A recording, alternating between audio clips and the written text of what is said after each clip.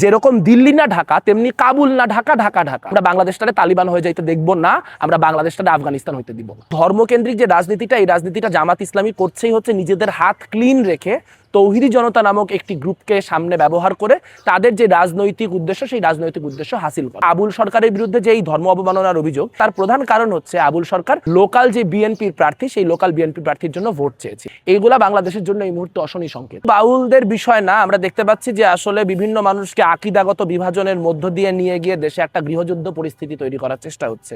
আমরা দেখতে পেয়েছি যে অভ্যুত্থানের পরবর্তী সময়ে প্রায় 200-র উপর মাজার ভাঙচুর করা হয়েছে। আমরা দেখতে পেয়েছি ধর্মীয় সংখ্যালঘুদের মধ্যে যারা হিন্দু বৌদ্ধ রয়েছেন, তাদের ধর্মের যে উপাসনালয়, সেই সব উপাসনালয়গুলি একাধিকবার আক্রান্ত হয়েছে।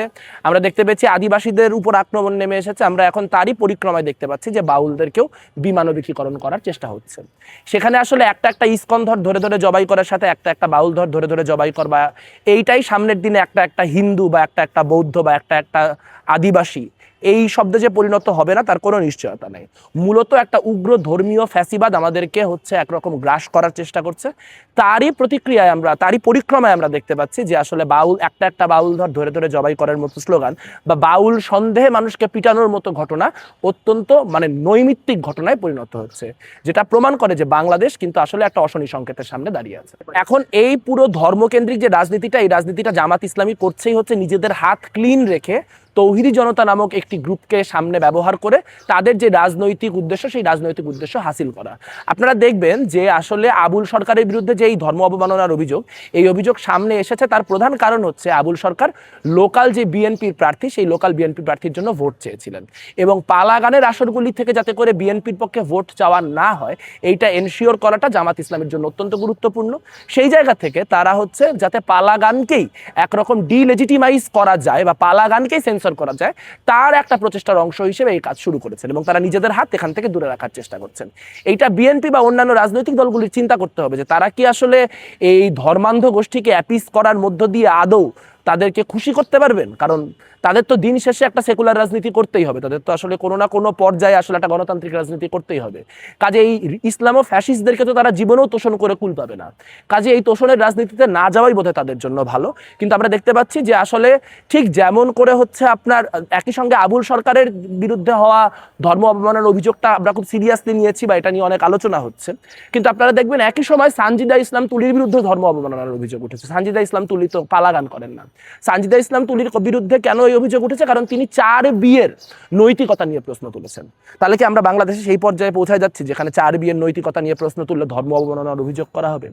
এইগুলা বাংলাদেশের জন্য এই মুহূর্তে অশনি সংকেত। এই জিনিসগুলি যেটি হচ্ছে সেটা হচ্ছে রাজনৈতিক অপোজিশনকে কখনো তার ব্যক্তিগত জীবনের অন্যান্য ঘটনাকে কাজে লাগিয়ে, কখনো তার ধর্মীয় ধর্মান্ধতাকে ব্যবহার করে তার ধর্মীয় বিভিন্ন বক্তব্যকে কাজে লাগিয়ে বা নানান ফর্মে তাকে ডিলেজিটিমাইজ করার চেষ্টা করছে ইসলামো ফ্যাসিস্টরা।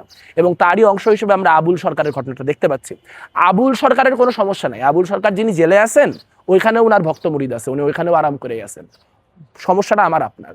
আবুল সরকারকে যদি এভাবে আপনার ধর্ম অবমাননার কথা বলে গ্রেফতার করা যায়, তাহলে কালকে কোনো স্ট্যান্ড আপ কমেডি শোর কোনো একটা কমেডির লাইনকে আউট অফ কনটেক্সট নিয়ে যে ধর্ম অবমাননার মামলা করা হবে না।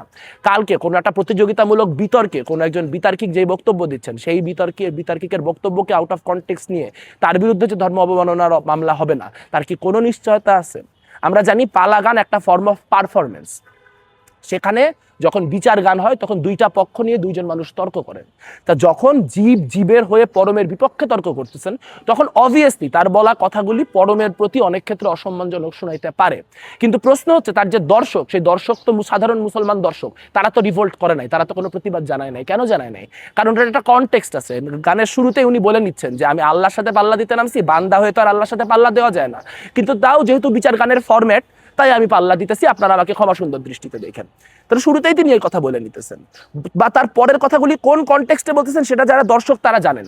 সেই একটা 30 সেকেন্ডের অংশকে কাইটে নিয়ে আপনি সারা দেশে ভাইরাল করার মধ্য দিয়ে, বাউলদের বিরুদ্ধে বিমানবিকীকরণ করার মধ্য দিয়ে যে রাজনীতি তৈরি করা হয়েছে, এই রাজনীতির বিরুদ্ধে খুব স্পষ্টভাবে দাঁড়াইতে হবে এবং বাংলাদেশকে প্রোটেক্ট করতে হলে এই কথা বলতে হবে যে যেরকম দিল্লি না ঢাকা তেমনি কাবুল না ঢাকা, ঢাকা ঢাকা।